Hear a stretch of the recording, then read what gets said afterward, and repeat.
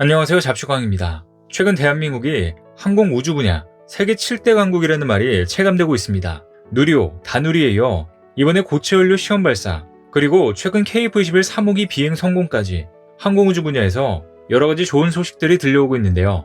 오늘은 한국이 어떻게 항공 우주 분야에서 세계 7대 강국으로 올라서게 되었는지 자세히 알아보겠습니다.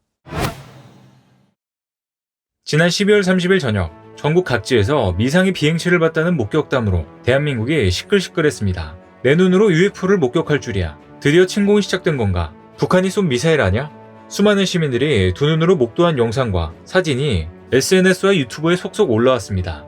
소방, 경찰 당국 등에도 관련 신고가 수백 건 쏟아지기도 했는데요. 차후 국방부에서 고체 방식의 우주 발사체 실험 발사라는 사실이 뒤늦게 알려지면서 오히려 사람들은 가슴을 쓸어내려야 했습니다. 그만큼 그날 상공에 보였던 우주 발사체의 궤적이 기이했고 특이했습니다. 충분히 UFO로 착각할 만했는데요. 세간의 이목이 집중됐던 건 비행체가 하늘에 남긴 궤적 때문입니다. 일몰 이후 어두워진 하늘에 구불구불한 무지개색 화염을 길게 늘어뜨렸습니다. 국방부가 해당 발사체의 정체에 대해 국가연의 고체 추진 우주 발사체의 성능 검증을 위한 두 번째 비행시험에 성공한 것이라고 발표하면서 소동은 일단락됐지만 우주 발사체가 수놓은 궤적을 본 사람들이라면 쉽게 입을 다물 수 없었습니다. 우주 항공 전문가에 따르면 사실 이 같은 형태의 궤적은 해가 지는 황혼 무렵에 로켓 등을 발사할 때 나타날 수 있는 황혼 현상입니다. 발사체를 쏘아 올릴 때는 분사구에서 화염뿐만 아니라 공기와 다른 물질들이 연기 형태로 분출되며 비행운을 그리게 되는데 대기가 흘러가면서 이 비행운이 구불구불한 형태를 띠게 되는 것입니다. 우산 형태의 무지개색 빛의 경우에도 황혼 무렵 강해진 햇빛이 대기에 의해 산란되는 프리즘 현상 때문이라는 설명입니다. 이번 고체 추진 발사체 시험 발사가 오후 6시에서 7시께 이뤄지며 이 같은 현상이 나타난 것인데 낮에 발사됐던 나로호와 누리호 등의 경우에도 황혼 무렵 쏘아 올렸다면 이와 유사한 현상이 나타났을 것이라는 게 학계의 설명입니다. 이처럼 한바탕 UFO 소동이 지나간 이후에는 순수 우리 기술로 개발됐다는 고체 추진 발사체에 관심이 쏠리게 됐습니다. 고체 추진 발사체는 이름 그대로 고체 연료를 사용하는 발사체, 즉 일종의 로켓입니다.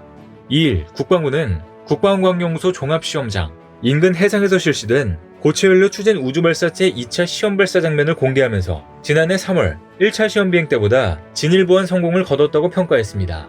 국방부 제공 동영상에는 우주 발사체 발사 순간부터 페어링과 단분리, 발사체가 우주 궤도에 진입하는 장면 등이 생생하게 담겼는데요. 이번 2차 시험에서 국방과학연구소는 총 4단으로 구성되는 발사체에서 1단을 제외한 2, 3, 4단 형상으로 시험했고 2, 3, 4단 엔진의 실제 점화와 연소까지 시험했습니다.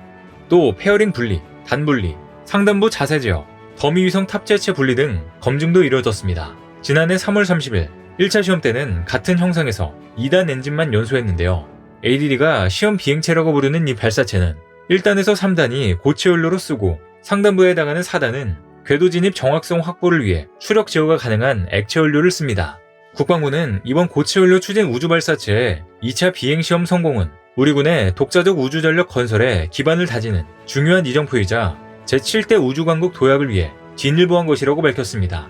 국방부는 또 여러 대의 소형, 초소형 위성을 지구 저궤도에 띄워 군지 위성을 운용하면 한반도 감시 공백도 최소화할 수 있을 것으로 전망했는데요. 그렇다면 지난 6월 성공을 거둔 한국형 발사체 누리호 등과는 어떻게 차이가 날까요? 누리호의 경우 액체 연료 기반의 발사체로 이번 국방과학연구소의 고체 연료 기반 시험 발사체와는 그 특성이 조금 다릅니다. 고체 연료를 기반으로 하는 추진기관은 소형 위성이나 다수의 초소형 위성을 지구 저궤도에 올리는 우주 발사체에 사용할 수 있습니다. 액체 연료 추진 기관보다 상대적으로 가격이 저렴하고 간단한 구조여서 대량 생산도 쉽습니다. 액체 연료와 달리 사전에 주입해둘 수 있어 신속 발사의 장점도 있습니다. 그렇다면 기존의 로켓 발사 등을 주도해왔던 한국항공우주연구원이 아닌 이번에 국방과학연구소가 고체 추진 발사체 시험을 추진한 이유는 무엇일까요? 이 역시 고체 연료의 특성 때문입니다. 고체 연료가 액체 연료보다 더 빠르게 발사 준비를 마칠 수 있는 만큼 유사시 긴급하게 발사돼야 하는 정찰위성 발사에 적합하고 그러다 보니 군에서 주도하게 됐다는 분석입니다.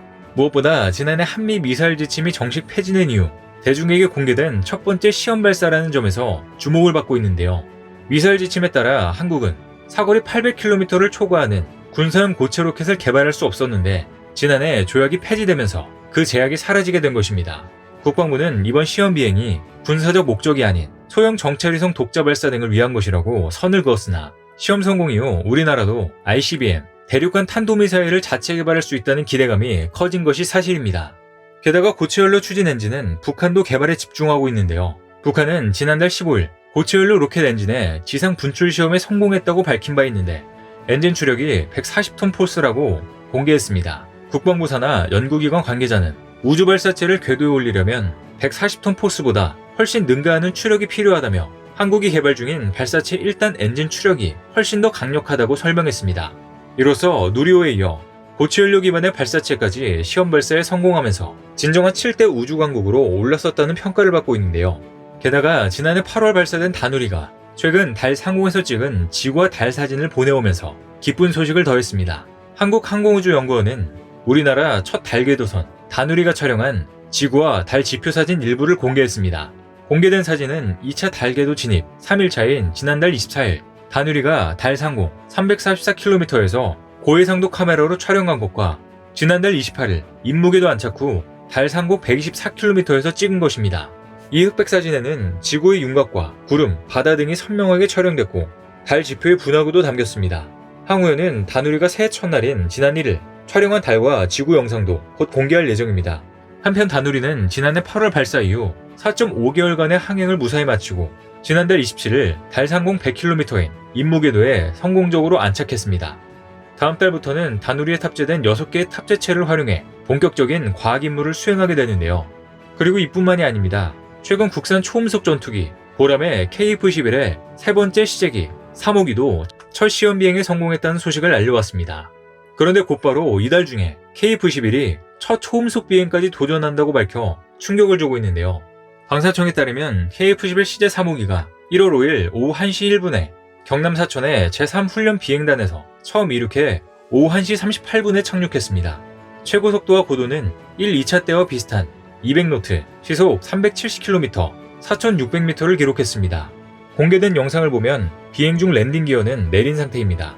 1, 2호기도 첫 시험 비행 때는 랜딩 기어를 내렸다가 후속 비행에서 랜딩 기어를 접었습니다. 공군 52 전투비행대 소속 이진욱 중령이 37분간 조종관을 잡았습니다. 작년 7월 19일 CJ1호기가 첫 비행에 성공했고 11월 10일에는 2호기가 성공적으로 날아올랐는데요. CJ3호기는 1, 2호기와 동일하게 초기 비행 건전성 시험을 시작으로 고도, 속도, 기동 능력 등 각 분야 영역 확장 시험과 각 계통의 성능 시험도 시행할 예정입니다. CJ3호기는 속도와 구조화중 영역 확장 계측 시스템을 모두 갖춘 다용도 목적 시제기입니다. 앞서 CJ1호기는 속도, 영역 확장 계측 시스템을, CJ2호기는 구조화 중 영역 확장 계측 시스템을 각각 갖췄습니다. 구조화 중 영역 확장 시험은 전투기의 다양한 기동 중 기체 구조를 실리는 하중을 측정해 기체 구조의 강성을 확인하는 시험입니다.